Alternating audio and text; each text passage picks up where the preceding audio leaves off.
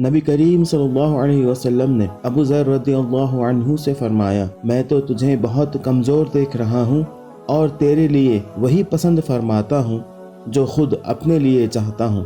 خبردار، کبھی تو آدمیوں پر بھی حکومت نہ کرنا اور یتیم کے مال کا دیکھ ریکھ نہ کرنا۔ صحیح مسلم 1826۔ دوسری جگہ فرمایا، وعدہ پورا کرو، جو وعدے وعید جو لین دین ہو جائے اس کی پاسبانی کرو، اس کی بابت قیامت کے دن جواب دہی ہوگی۔ ناپ تول پورا کیا کرو، لوگوں کو ان کی چیز گھٹا کر کم نہ دو۔ الحمدللہ رب العالمین والصلاة والسلام علی نبینا محمد خاتم الانبیاء وسید المرسلین وعلی آلہ وصحبہ اجمعین، اما بعد۔ رب اشرح لی صدری ویسر لی امری واحلل عقدۃ من لسانی یفقہوا قولی۔ میں محمد عامر سورہ بنی اسرائیل کی تفسیر کی سیریز لے کر حاضر ہو چکا ہوں۔ آج انشاءاللہ تعالی آیت نمبر 34 اور 35 کی تفسیر ہم پڑھیں گے۔ آئیے اس تفسیر کی شروعات کرتے ہیں تلاوت قرآن پاک سے۔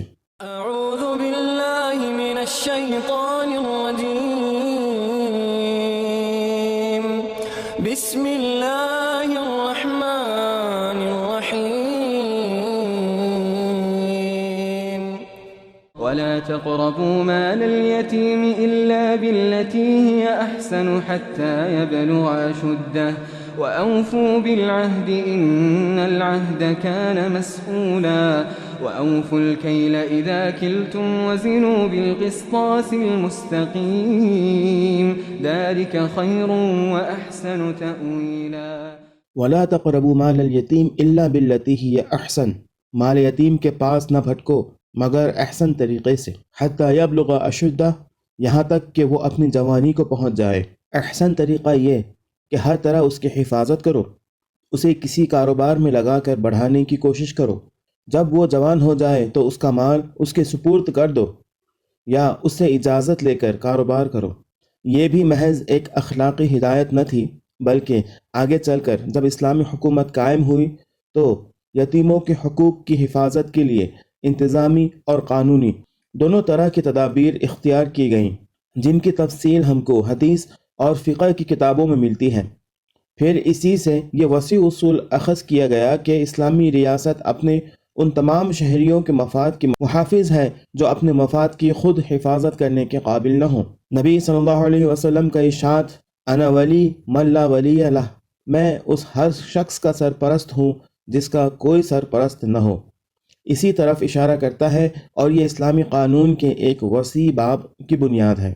وَأَوْفُوا بِالْعَهْدِ إِنَّ الْعَهْدَ كَانَ مَسْئُولًا، عہد کی پابندی کرو، بے شک عہد کے بارے میں تم کو جواب دہی کرنی ہوگی۔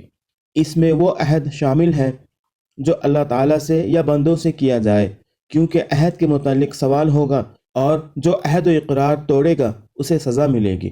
یہ بھی صرف انفرادی اخلاقیات ہی کی ایک دفعہ نہ تھی، بلکہ جب اسلامی حکومت قائم ہوئی تو اسی کو پوری قوم کی داخلی اور خارجی سیاست کا سنگ بنیاد ٹھہرایا گیا۔ وَأَوْفُوا الْكَيْلَ إِذَا كِلْتُمْ وَزْنُوا بِالْقِسْطَاسِ الْمُسْتَقِيمِ، پیمانے سے دو تو پورا بھر کر دو، اور تولو تو ٹھیک ترازو سے تولو۔ یہ ہدایت بھی صرف افراد کے باہمی معاملات تک محدود نہ رہی، بلکہ اسلامی حکومت کے قیام کے بعد یہ حکومت کے فرائض میں داخل کی گئی کہ وہ منڈیوں اور بازاروں میں ناپ تول کی نگرانی کرے۔ پھر اسی سے یہ وسیع اصول اخذ کیا گیا کہ تجارت اور معاشی لین دین میں ہر قسم کی بے ایمانیوں اور حق تلفیوں کا سد باب کرنا حکومت کے فرائض میں سے ہے۔ ذَلِكَ خَيْرٌ وَأَحْسَنُ تَأْوِيلًا، یہ اچھا طریقہ ہے اور انجام کے لحاظ سے بھی یہی بہتر ہے۔ انجام کے لحاظ سے بہتر یعنی دنیا میں بھی اور آخرت میں بھی، اس لیے کہ پورے ماپ اور تول کی وجہ سے سب لوگوں کا اس پر اعتماد قائم ہو جائے گا، اس کے کاروبار میں برکت اور ترقی ہوگی۔ رہی آخرت تو وہاں انجام کی بھلائی کا سارا دار و مدار ایمان پر اور خدا ترسی پر ہی ہے۔ یہ شخص قیامت کے دن کی رسوائی اور لوگوں کے حقوق کے مطالبے سے محفوظ رہے گا۔ آج کے لیے اتنا ہی۔ اللہ رب العزت سے دعا ہے کہ اللہ تعالی ہمیں ان آیتوں کو پڑھنے، سمجھنے اور ان پر عمل کرنے کی توفیق عطا فرمائے۔ آمین۔ وآخر دعوانا ان الحمد للہ رب العالمین۔ السلام علیکم ورحمۃ اللہ وبرکاتہ۔